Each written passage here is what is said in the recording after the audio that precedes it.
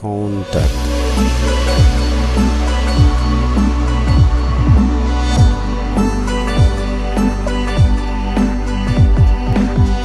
On peut dire que c'est un dénouement heureux parce que tout simplement, comme vous le savez, c'est pas je pense que c'est pas du tout juste qu'on rappelle vraiment la crise, mais on peut tout simplement faire un petit rappel en disant que depuis le vendredi dernier, nous étions dans une crise ici au niveau du CROUS qui a opposé les travailleurs du CROUS et les étudiants. Et les autorités du CROUS, qui sont les responsables de toute la communauté, vraiment se sont investis pour trouver vraiment un dénouement heureux de cette crise. Ce qui a été fait, et donc on peut dire aujourd'hui Alhamdulillah Rabbil Alamin, parce que tout simplement, comme vous le savez, c'est comme dans une famille, hein. Nous sommes une famille. Nous sommes une famille avec nos enfants, nos neveux et nos frères. Donc il peut y avoir des malentendus entre nous. C'est tout à fait normal. Donc les autorités n'ont fait que jouer leur rôle. Ils ont appelé les partis. Bon, ils nous ont entendus vraiment et ils ont trouvé un terrain d'entente entre nous. Ce qui a vraiment abouti à ce point de presse. On veut tout simplement faire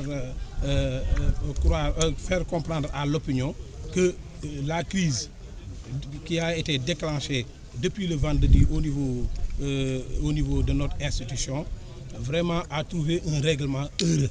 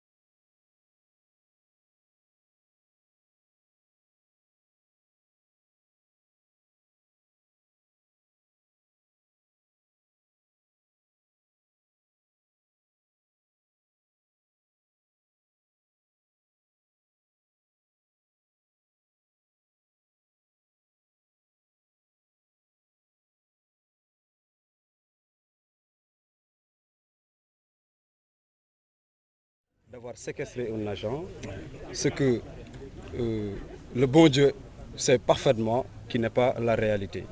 L'agent même, donc l'intéressé direct, on l'a vu hier au niveau de la direction du CROUS, on l'a rapproché parce que c'est un grand pour nous. Depuis une semaine, on a partagé avec lui beaucoup de choses. Une semaine donc au niveau du campus 1, on a fait une très bonne quinzaine, une très bonne première partie de quinzaine. On a pu vivre avec tout le personnel une semaine très heureuse. On a partagé notre déjeuner avec eux en des tickets que les étudiants avaient consentis donc pour simplement œuvrer dans la réussite de la cérémonie. On a servi des jus à nos braves et innocents ouvriers, excusez-moi du terme, pour vous dire simplement qu'on n'a aucun problème avec les agents du CROUS.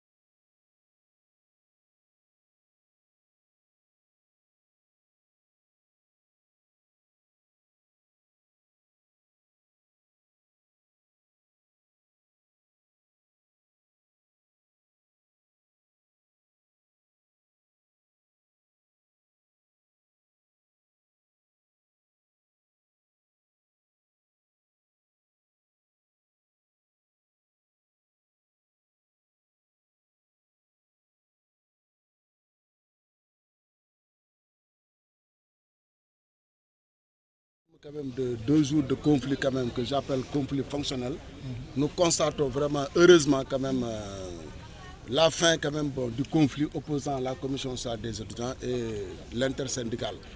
2 entités que tout doit unir, n'est-ce pas, pour la satisfaction, la conduite des missions fondamentales du CROUS qui nous a été assignée par le président de la République, une mission qui tourne fondamentalement sur quand même l'amélioration quand même des conditions de vie des étudiants, la restauration, l'hébergement, l'animation culturelle, et donc tout cela concourt quand même à une excellence académique.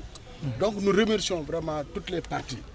La commission sociale des étudiants a compris maintenant que le personnel du CROUS n'est ni un adversaire, peut-être ni un ennemi.